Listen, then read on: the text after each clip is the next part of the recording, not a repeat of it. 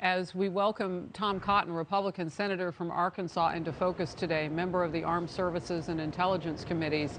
I'm looking back at that picture, and I don't know if my team can put it up, but you see, Senator, how slow this process is. You have a lot of children and elderly in those masses of people trying to reach the borders. There it is. And they're pulling them off of trains. They're crossing, bridges and walkways that have been blown to bits from all the shelling. And there's water running in some places. They've had some melting of snow. There are other waterways there. I mean, this is going to take a very long time, especially if they don't have troop corridors to exit in. Yeah, Harris, the images we've seen out of Ukraine from the beginning are horrific atrocities, and they've only gotten worse every day that goes by. This is why it's been so important that we act more urgently. I welcome the announcement that it sounds like President Biden is about to make, that we will ban the import of Russian oil. I wish we would have done that 2 weeks ago, before we were spending on average $20 million a day to support Russia's war machine. I hope the details of that ban are what we would like them to be, which is that it goes into effect immediately.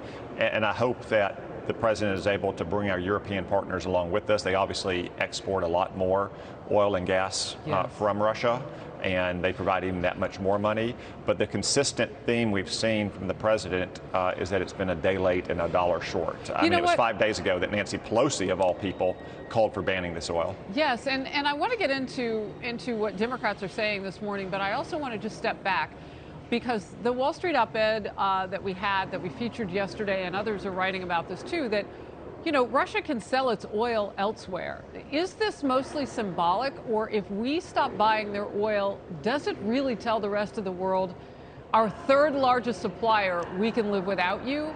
Why can't you guys follow us?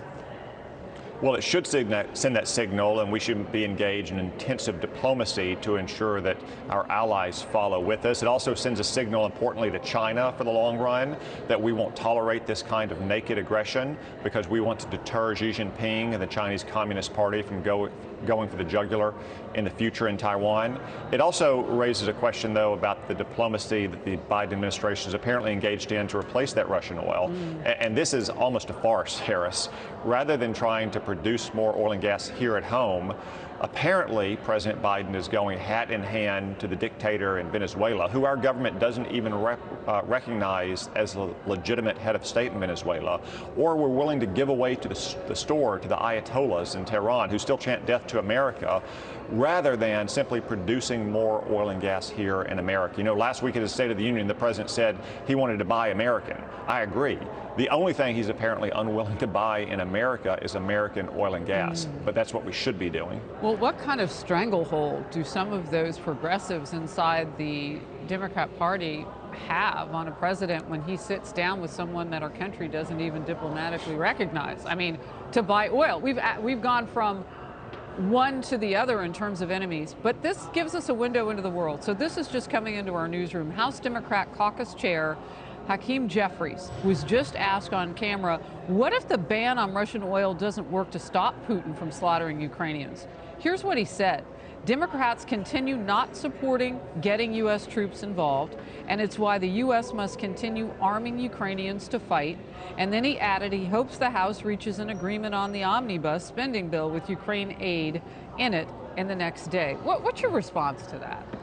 Well, first off, we could have passed aid to Ukraine a week ago.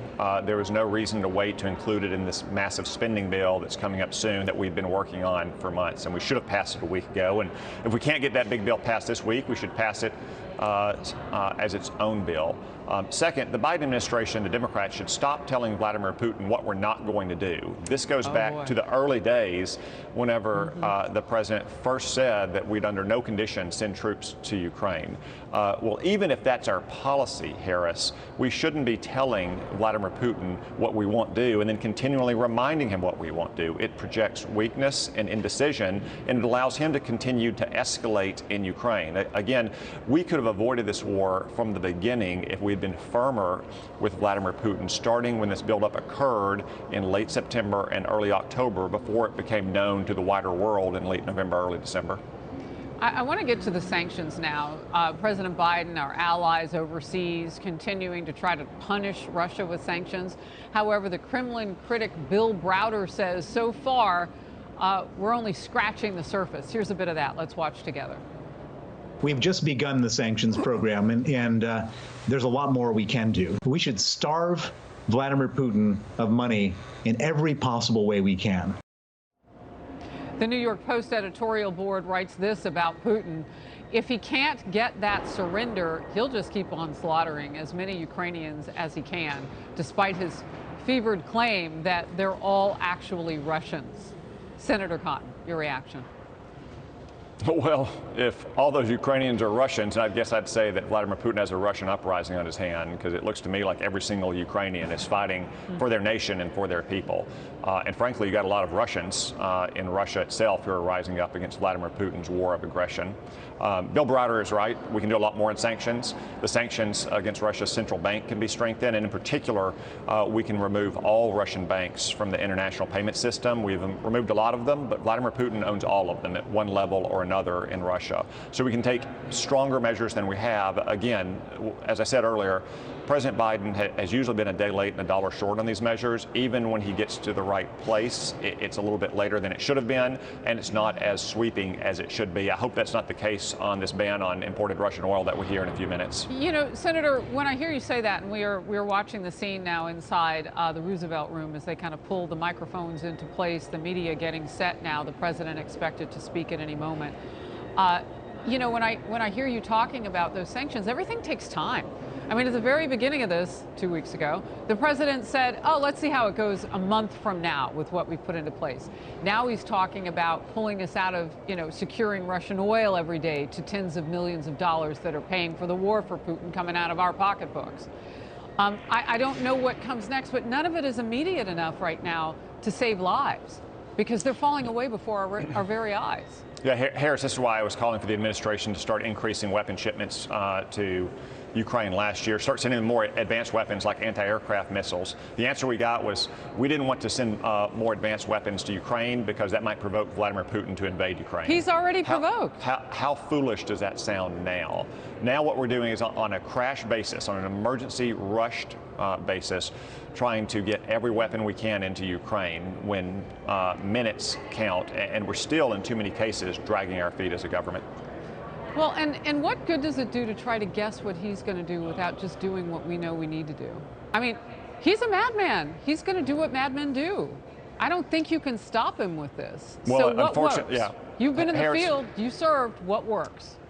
Well, what works is taking the initiative and getting on offense. But since the very beginning of this buildup in Ukraine, we've ceded the initiative to Vladimir Putin, and we've been on the back foot. Even when we take the right steps, we don't take it in a timely enough fashion, and it's not sweeping enough. That's why I hope this ban on oil is total and is immediate, and I hope it's coupled with expansion of more American oil and gas production. At every stage, this administration has crippled American oil and gas production, whether it's leases and permits and approvals or pipelines or what have you. Senator, again, the president getting ready to speak, and the image that has hit the world today is a different president, Zelensky of Ukraine, going back to his office now. You don't have to geo-track him to know where he is. What was your first response when you learned that this president, Zelensky, was going back to the office to do his job, and he's going to be presenting and taking questions from, we understand, the Brits? He's going to be talking to Parliament. Yeah, and he spoke to us over the weekend in Congress as well, Harris. I was heartened, I was encouraged, as I know the Ukrainian people are, that President Zelensky has really embodied their resolve and their courage and their indomitable will to fight for their nation and their freedom. Senator Tom Cotton, as we look forward today, you know, I mentioned what Congressman Jeffries has said. Democrats don't want to put our men and women in harm's way and fight, but you have given us so many other options that we could be doing that might be expeditious in terms of getting responses. Great to have you in focus today. Thank you very much for your time. Thank you, Harris. Hi, everyone. I'm Brian Kilmeade. I want you to do me a favor. I want you to click to subscribe to the Fox News YouTube page. This is the only way that I know for sure that you're not going to miss any great commentary, any great news bites, any great interviews coming your way on Fox. You can get it all here on YouTube. So subscribe right now.